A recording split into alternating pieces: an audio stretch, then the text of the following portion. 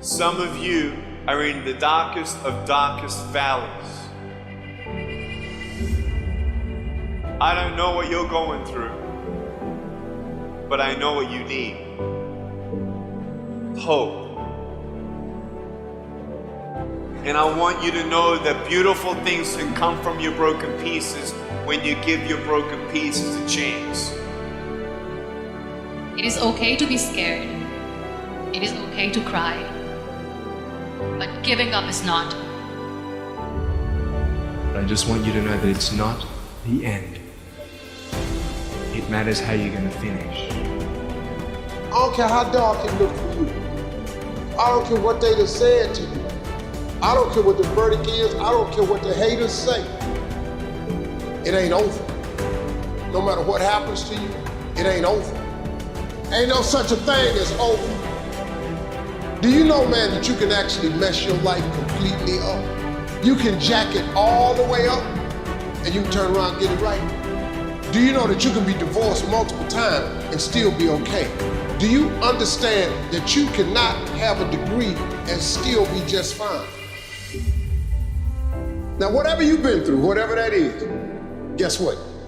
You still here. You have a great life in front of you. But your great life is in front of you. It's not behind you. Everything you're going through is preparing you for what you asked God for. You just gotta quit tripping while you're in the process, because the process is necessary. You may not see it now, but when He gets you on the other side of it, you're gonna see exactly why it went that way, and you're gonna be okay with it. Pull yourself together and quit tripping, because you're in the process. God is processing. He ain't through with you. If He was through with you, you would not wake up in the morning. When you feel like giving up, don't. When you thinking about giving up, don't. When it look like you ain't gonna make it, keep going. When they tell you you can't, come on, man, who are they? When they tell you to put all your stuff back on your desk, don't do that, man. Don't do that. When they tell you you're not gonna make it, don't believe them, man. Don't believe them. You got to be relentless. And I'm saying to you, what if all of us took that attitude after we face a rejection and a no, or we have a meeting and no one shows up, or somebody say, you can count on me, and they don't come through. Nobody believes in you. You've lost again and again and again. The lights are cut off, but you're still looking at your dream, reviewing it every day, and say to yourself, it's not over until I win. The harder the battle, the sweeter the victory. See, what you become in the process is more important than the dream. That's far more important. The kind of person you become, the character that you build, the courage that you develop, the faith that you're manifesting. Oh, it's just something that you get up in the morning, you look yourself in the mirror, you're a different kind of person. You walk with a different kind of spirit. And people know that you know what life is, that you have embraced life. You knew it was hard, but you did it hard. What do you do when the thing that you didn't ask for happens in your life in the shifting seasons? You can find yourself stressed out. You can find yourself depressed, mentally fragile because of the experiences, the turbulence that you have gone through. Setbacks will happen. When they do, it's okay to get depressed, it's okay to cry, it's okay to go home, but eventually you have to get over it and move on. The greatest people who've ever walked this planet constantly had setbacks in life and failures, constantly. And most people stop at failure. We've all failed at things. It's the most powerful tool you can use, but it all depends on how you use it. There is a blessing in everything. Behind every moment of adversity in your life, there is a blessing and a lesson. Every moment of adversity has those two things. Pain always leaves a gift. Always. The depth of your struggle will determine the height of your success. You're supposed to react, you're supposed to respond, You're supposed to be down for a quick minute, but you get back up. You don't stop. You keep standing. No matter how rough the sea, you keep standing. No matter what, you don't give up. It takes a lot of guts to pick yourself up when you experience setbacks and people don't see the vision. And you might lose your job. It takes a lot of guts. You don't have nothing but lint in the corner of your pocket. You're out here talking about living your dream. And people laughing at you. And they're doubting you. People are going to think you're crazy. And sometimes you're going to think you're crazy. You're going to question yourself. It takes guts, ladies and gentlemen. No guts, no glory.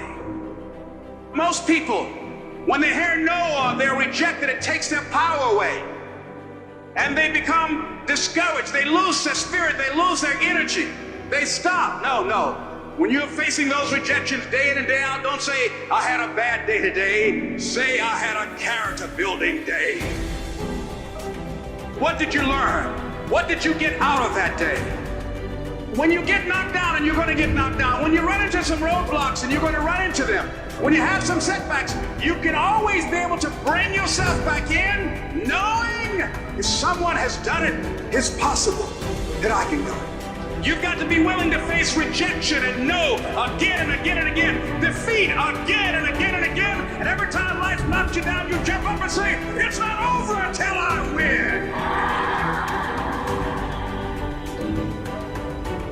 If you want a thing bad enough to go out and fight for it, to work day and night for it, to give up your time, your peace, and your sleep for it, if all that your dream and scheme is about it, and life seems useless and worthless without it, and if you gladly sweat for it and fret for it and plan for it and lose all your terror of the opposition for it, and if you simply go after that thing that you want with all of your capacity, strength and sagacity, faith, hope and confidence, and stern pertinacity, if neither cold poverty, famish or gulf, sickness or pain, of body and brain can keep you away from the thing that you want, if dogged and grim you besiege and beset it, with the help of God, you'll get it. The voice in my head said, you know what, man? You're gonna die never even trying to reach your full potential. You will not find toughness in a comfortable environment. Those of you who are listening to this, whoever hear this, you will not find it. I was trying to look for it everywhere. The only way you find it is to drown yourself in a position where you're just out of sorts, where you can't swim and you're drowning. You're drowning in life. When I was 297, I thought about, my God, man, like this is my life. And I thought, okay, what does heaven look like? I don't know. No one does, I imagine. So I was like, okay, I imagine it was a big long line and you got judgment. And you're God. Let's say you're God and I'm just David Goggins. Big long line and you're talking to Jane Doe. Jane Doe goes by and behind you is a big whiteboard. And the whiteboard has like just a piece of paper and you pull it down, the next person in line is David Goggins. And on this board, it has all this stuff on it. If I can't see, I'm too far back in line. So I come up, I sit down now, you're talking to me. David, congratulations, you made it to heaven, how you feel?